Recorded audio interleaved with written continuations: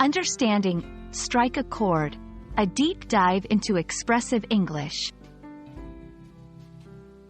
Hello, everyone. Welcome back to our channel, where we explore the fascinating world of English language learning. Today, we're diving into a very interesting phrase, strike a chord. Have you ever wondered what it means or how to use it in your conversations?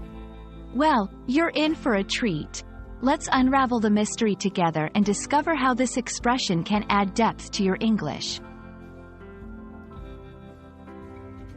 The phrase, strike a chord, refers to saying or doing something that evokes an emotional response from people.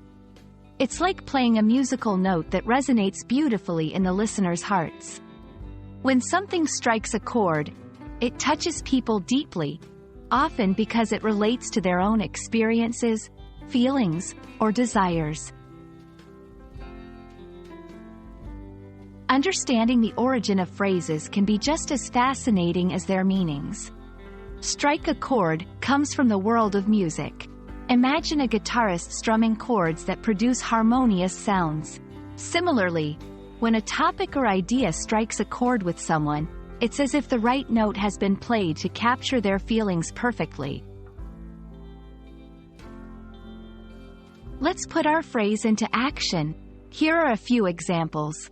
The keynote speaker's story about overcoming adversity struck a chord with many attendees.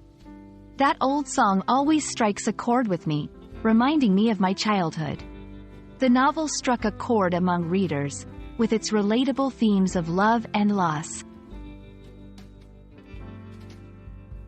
Incorporating strike a chord into your English allows you to express empathy and connection. Use it when you want to. Acknowledge someone's feelings or experiences. Describe something that deeply affects you or others. Create emotional resonance in your stories or conversations. And there you have it, folks. Strike a chord is a powerful expression that adds emotional depth to your English. It's all about connecting on a human level, sharing experiences that resonate with each other.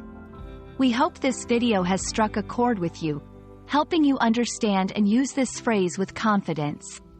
Thank you for watching, and see you in our next video where we'll continue exploring the beauty of English together.